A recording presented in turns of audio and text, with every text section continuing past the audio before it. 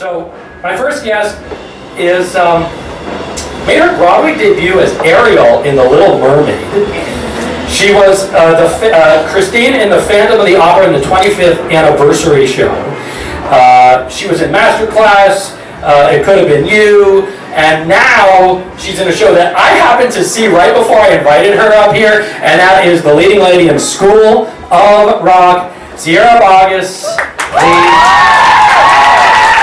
So I have to admit, I have to give Sierra the Publicity PR award of the century. She's like, yeah, this sounds awesome. This sounds great. This is so my alley. So she sent out an Instagram message that in 20 minutes got 2,000 likes and moved 40 of you to be here in that 20 minutes. So thank you very much for participating. No, one thing I have to say is, no, you can reward her. She's worked hard to do that.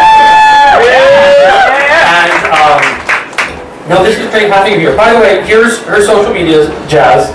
So if there's something that like you hear that she says that she likes, you're on everything. You're on Instagram and Twitter and Facebook. And really creative names, as you can see. Yes, I was like, trying to keep super creative.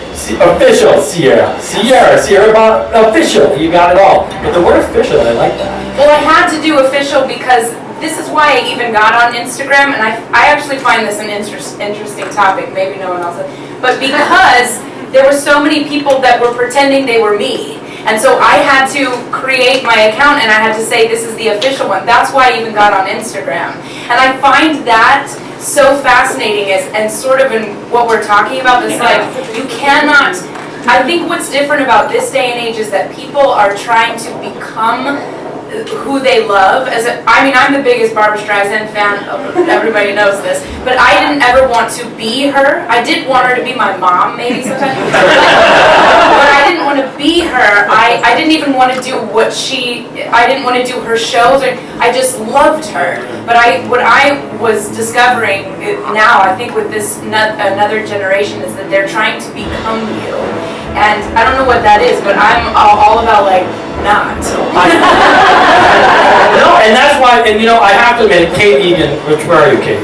Somewhere. Kate Egan is the company manager on School of Rock, and when I told her, she's I'm a dear friend of Kate, rather. Yeah. I'm a dear friend of Kate.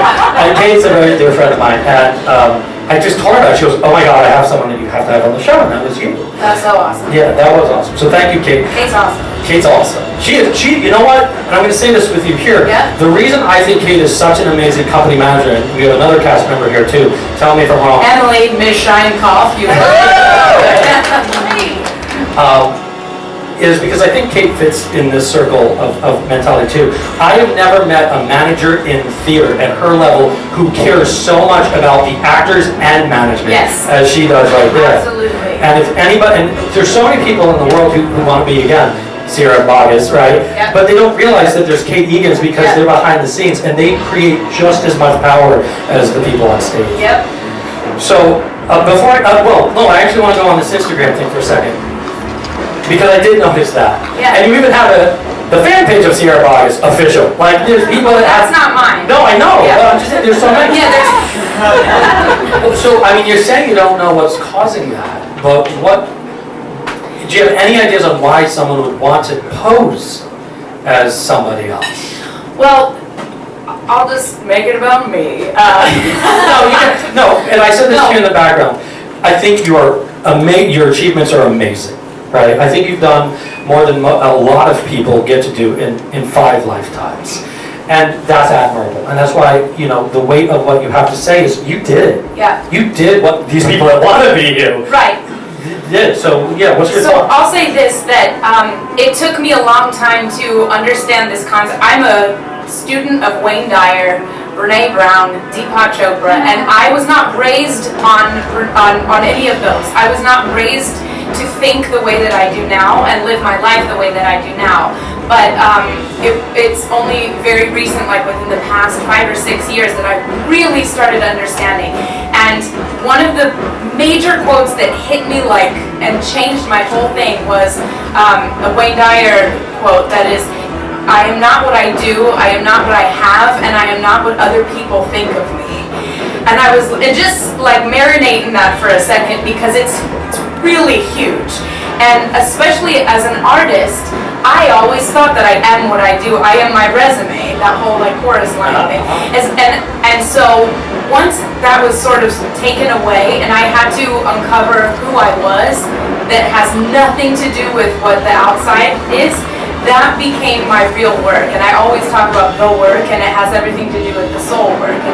So that's what I'm interested in, and not about the outward thing. I'm on this new thing that what you said about perfection. It doesn't exist, and yet it does, because it's all perfect because we're here.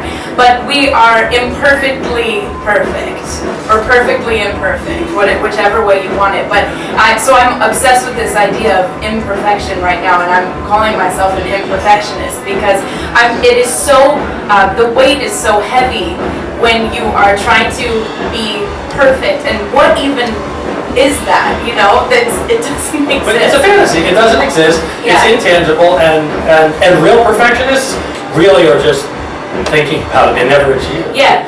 I want you to give the quote one more time, because I think that was powerful. Because I know I want to write it down. I don't have a pen. Yeah, but someone's going to tweet this out. Yeah, They're going to be like Oprah Super Soul Sunday. They're going to be like hashtag my weird thing. So it's I am not what I do. I am not what I have, and I am not what other people think of me. And that also whole incredible concept that what other people think of me is none of my business is a really big one that I had to learn, especially growing up in a time when suddenly you can see anything you want to see about yourself online. People are going to go ahead and have written it. You can look up, you can find out, you can really be a detective to find out what others think of you, and it is just a rabbit hole you don't want to go down. You know, this was a question I wanted to ask you further down the line, but it goes into it. Yeah. You're a very public image. You're on stage. You're doing shows that have great press. Would love to do anything, positive or negative, to any of those endeavors, right? How does one deal with criticism?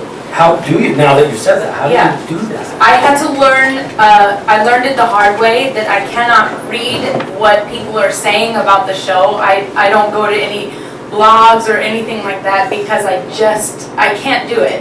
And to be honest, I'll even go as far as to say, I don't think that anybody can handle that. That's within the position like how I still have to go out there and I have to, here's what I know. For School of Rock, I got to create a character very different than I am. And I am very in love with her, and my heart breaks for her and her journey. And she's so much somebody striving for perfection. And I feel like, so it is my responsibility to her every night to be able to tell the story that is hers and her journey. It's all, I know it's like really wanky actor talk, but I really feel that.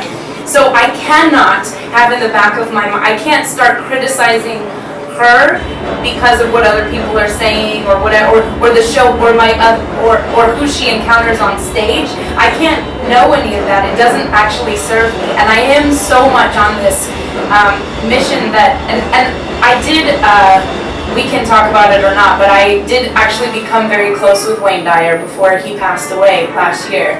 And it was hugely eye-opening for me. And we talked actually about things like this and how you deal with the publicity part and how you deal with the fan part and all of the personal stuff that comes your way. And just, he was saying that any time that you see something, or any negative thing, when you read it or when you talk about it, you're recreating it.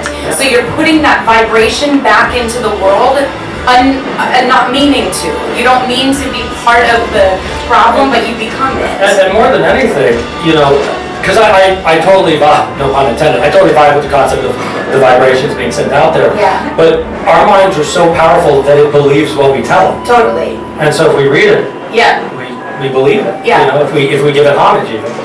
Yeah, and you know, I don't know, for everybody who deals with depression or anxiety or feeling they're not enough, my whole campaign, we'll just say it now, my whole campaign, and those of you who know, you can say it with me, you are enough, you are so enough, it's unbelievable how enough you are.